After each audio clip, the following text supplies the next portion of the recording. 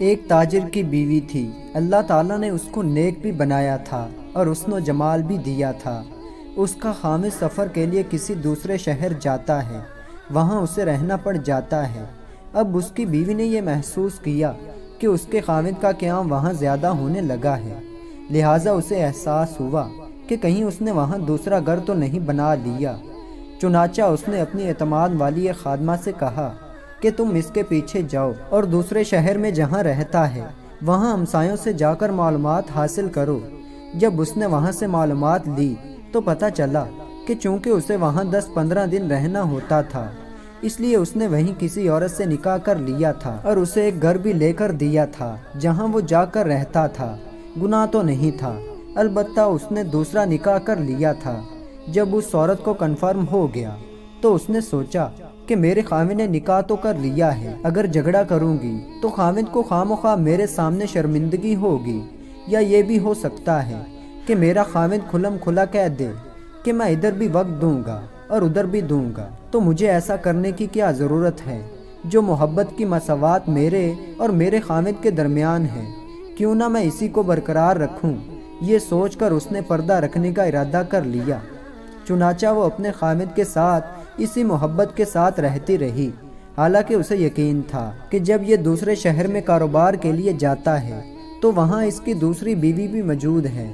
اللہ کی شان کہ کچھ مہینوں کے بعد خامد کی وفات ہو گئی۔ جب خامد کی وفات ہوئی تو اس کا جتنا سرمایہ تھا وہ سارے کا سارا اسی بیوی کے پاس تھا۔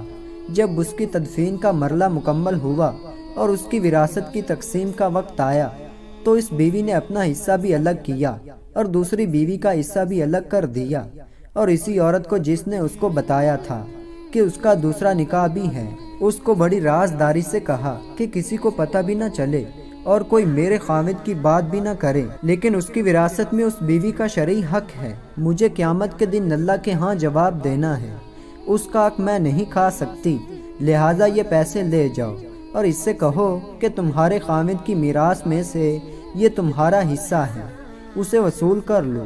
وہ عورت وہ رقم لے کر خاتون کے پاس گئی، وہ کافی ساری رقم تھی۔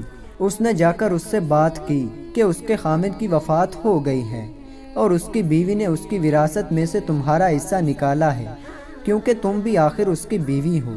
وہ اگر تمہارا حق کھائے گی تو قیامت کے دن اللہ کو جواب نہیں دے سکے گی۔